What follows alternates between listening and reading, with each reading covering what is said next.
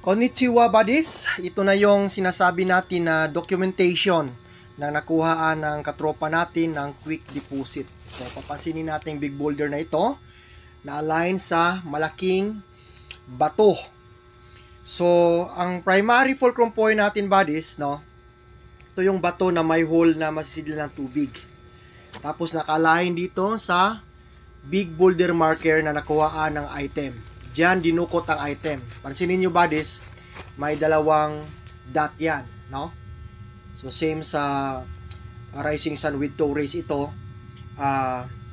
Ano siya? Arc type, then with two dots above. So portal patungo sa loob. So nasa isang yarda lang papasok buddies, nadukot ang item ng team. So ganito siya ang setup. Aligned hole na masisidlan ng tubig, sloping patungo sa big boulder marker na wall type na may arco, yan, na may dalawang dot. Then may sikreto dyan na Kojiki codes buddies, yung tinatawag natin na small deposit. So congratulations sa team, dahil sa video natin at sa mga lessons natin ay na-hits nila ang hidden items na quick deposit. So again, what you see, what you hear, leave it here. Isikreto lang natin ang lahat buddies para safety ang team.